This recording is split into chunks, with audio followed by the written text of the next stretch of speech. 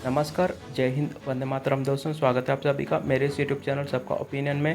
दोस्तों आज बात करते हैं 2024 में होने वाले लोकसभा चुनाव के सबसे सटीक और ताज़ा ओपिनियन पोल्स की। दोस्तों हम आपको बताने वाले हैं कि इस बार किस गठबंधन की बनती दिख रही है सरकार। दोस्तों क्या मोदी जी के नेतृत्व वाली एनडीए इस बार सरकार बनाकर मोदी जी तीसरे बार प्रधानमंत्री बन पाएंगे, या इंडिया महागठबंधन ज़बरदस्त जीत के साथ इस बार कुछ करिश्मा कर दिखाएगी। हम आपको बताने वाले हमारे सटीक ओपिनियन पोल्स में। दोस्तों ओपिनियन पोल्स की शुरुआत करते हैं जनता जनार्दन की जय बोलकर। दोस्तों सबसे पहले बात करते हैं मध्य प्रदेश राज्य की 29 सीटें की। यहाँ पर भाजपा को 19 सीट मिलती दिख रही है। वही इस बार इंडिया महागठबंधन को 9 सीटों का फायदा मिलता दिख रहा है इस चुनाव में। दोस्तों यहाँ पर एक तरह से कहा जाए तो यहाँ पर इंडिया महागठबंधन की बेहतरीन प्रदर्शन आप कह सकते हैं इस चुनाव में मध्य प्रदेश के लिहाज से। दोस्तों अब बात करते हैं उत्तर प्रदेश राज्य की 80 सीटें में। यहाँ पर भाजपा और उसके मित्र दल को यहाँ पर ज़बरदस्त जीत इस राज्य में हासिल होती दिख रही है। भाजपा और उसके मित्र दल को यहाँ पर 64 सीट मिलती दिख रही है। वही इंडिया महागठबंधन को सिर्फ 15 सीट मिलती दिख रही है और बहुजन समाजवादी पार्टी को सिर्फ 1 सीट मिलती दिख रही है। दोस्तों यहाँ पर बहुजन समाजवादी पार्टी का इंडिया महागठबंधन में ना होना, इसका पूरा फायदा यहाँ पर भाजपा और उसके मित्र दल को मिलता दिख रहा है। दोस्तों अब बात करते हैं केरल राज्य के 20 सीटें के। यहाँ पर 20 की 20 सीटें इंडिया महागठबंधन के खाते में जाती दिख रही है। दोस्तों यहाँ पर कांग्रेस और कम्युनिस्ट पार्टी का एक साथ होना, यहाँ पर इसका पूरा फायदा इंडिया महागठबंधन को इस राज्य में मिलता दिख रहा है। दोस्तों वही बात करें जाए तमिलनाडु राज्य की 39 सीटों की। यहाँ पर इंडिया महागठबंधन को सबसे बेहतरीन सीट यहाँ पर इस राज्य में मिलती दिख रही है। यहाँ पर इंडिया महागठबंधन को 37 सीट मिलती दिख रही है। वही भाजपा और उसके मित्र दल AIADMK सिर्फ 2 सीटों पर सिमटती दिख रही है। दोस्तों यहाँ पर इंडिया महागठबंधन की बात करें तो यहाँ पर इसमें कांग्रेस, DMK और कम्युनिस्ट पार्टी शामिल है तमिलनाडु राज्य में। दोस्तों अब बात करते हैं पश्चिम बंगाल राज्य के 42 सीटें के। तो यहाँ पर इंडिया महागठबंधन को यहाँ पर ज़बरदस्त जीत हासिल होती दिख रही है इस राज्य में भी। दोस्तों यहाँ पर इंडिया महागठबंधन को 38 सीट मिलती दिख रही है। वही भाजपा प्लस को यहाँ पर सिर्फ 4 सीटों के साथ खुश होना पड़ता दिख रहा है इस चुनाव में। दोस्तों अब बात करते हैं राजस्थान राज्य के 25 सीटें के। तो यहाँ पर भाजपा और उसके मित्र दल को यहाँ पर 20 सीट मिलती दिख रही है। वही इंडिया महागठबंधन को सिर्फ 5 सीट मिलती दिख रही है इस चुनाव में। दोस्तों अब बात करते हैं गुजरात राज्य के 26 सीटों की। तो यहाँ पर भाजपा को 25 सीट मिलती दिख रही है। वही इंडिया महागठबंधन को सिर्फ 1 सीट मिलती दिख रही है। दोस्तों अब बात करते हैं आंध्र प्रदेश राज्य के 25 सीटों के। तो यहाँ पर YSRCP जो वहाँ की क्षेत्रीय दल है, यहाँ पर YSRCP को 14 सीट मिलती दिख रही है इस राज्य में। वही भाजपा और उसके मित्र दल जो कि TDP और जनसेना पार्टी है, यहाँ पर भाजपा और उसके मित्र दल को यहाँ पर 11 सीट मिलती दिख रही है आंध्र प्रदेश राज्य में। दोस्तों वही बात कही जाए उड़ीसा राज्य के 21 सीटों के। तो यहाँ पर भाजपा को 8 सीट मिलती दिख रही है। वही इंडिया महागठबंधन यहाँ पर 3 सीट मिलती दिख रही है इस चुनाव में। वही बीजू जनता दल जो वहाँ की क्षेत्रीय दल है, यहाँ पर बीजू जनता दल को 10 सीटों का फायदा मिलता दिख रहा है। दोस्तों अब बात करते हैं उत्तराखंड राज्य के 5 सीटों के। तो यहाँ पर भाजपा को 4 सीट मिलती दिख रही है। वही इंडिया महागठबंधन को इस बार 1 सीट का फायदा मिलता दिख रहा है इस राज्य में। दोस्तों वही हिमाचल प्रदेश राज्य के 4 सीटें की बात करें तो यहाँ पर भाजपा को 2 सीट और यहाँ पर इंडिया महागठबंधन को भी इस बार 2 सीटों का फायदा मिलता दिख रहा है इस राज्य में। दोस्तों वही बात की जाए कर्नाटका राज्य के 28 सीटें के। तो यहाँ पर भाजपा और उसके मित्र दल को यहाँ पर 15 सीट मिलती दिख रही है। वही इंडिया महागठबंधन को भी इस बार अच्छा फायदा होता दिख रहा है इस राज्य में। दोस्तों यहाँ पर इंडिया महागठबंधन को कर्नाटका राज्य में 13 लोकसभा सीट मिलती दिख रही है इस चुनाव में।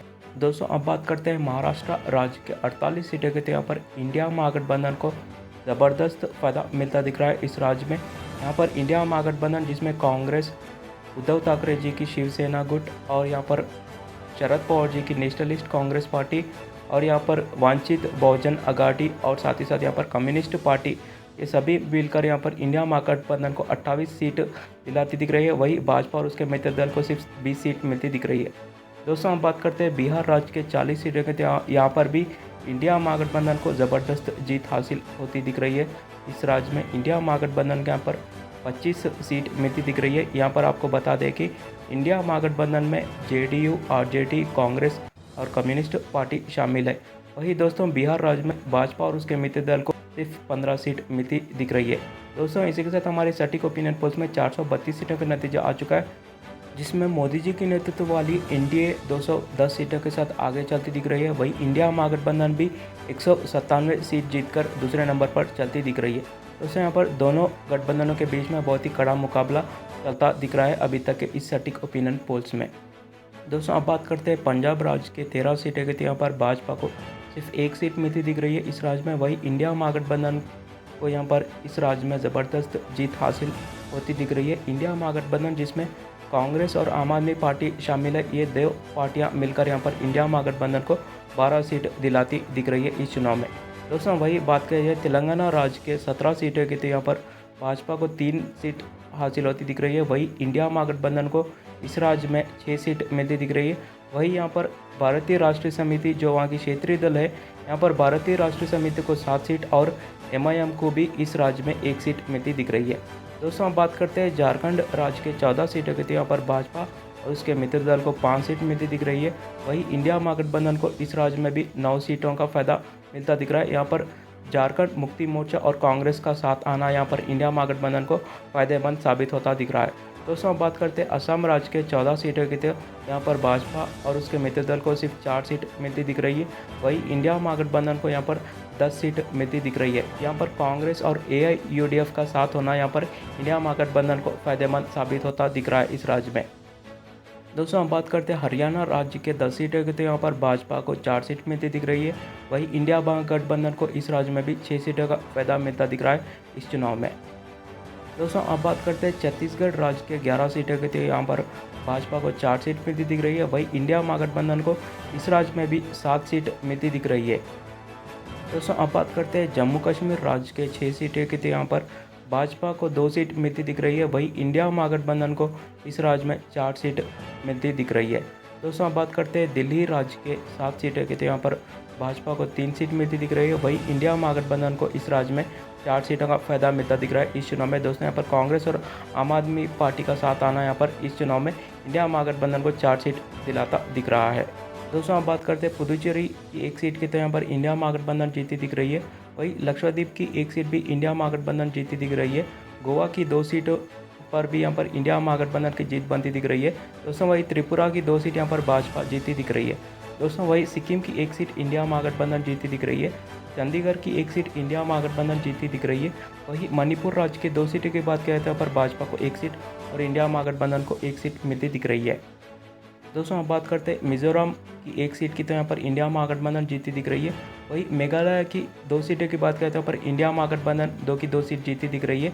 वही नागालैंड की 1 सीट की बात किया जाता है, यहाँ पर नागालैंड की 1 सीट भी इंडिया महागठबंधन जीती दिख रही है। दोस्तों वही अंडमान निकोबार की 1 सीट इंडिया महागठबंधन जीती दिख रही है इस बार। वही अरुणाचल प्रदेश राज्य की 2 सीटों की बात किया जाता है, पर इंडिया महागठबंधन को 1 सीट और भाजपा को 1 सीट मिलती दिख रही है।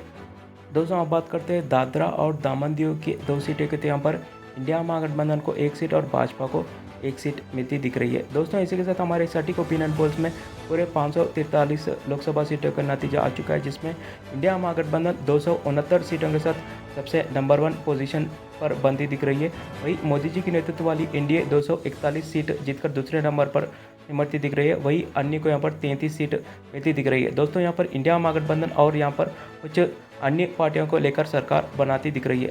दोस्तों हमारे इस ओपिनियन पोल्स में आपकी क्या राय है ज़रूर बताना कमेंट बॉक्स में। वीडियो अच्छा लगा तो लाइक करना और चैनल सब्सक्राइब करना। धन्यवाद दोस्तों।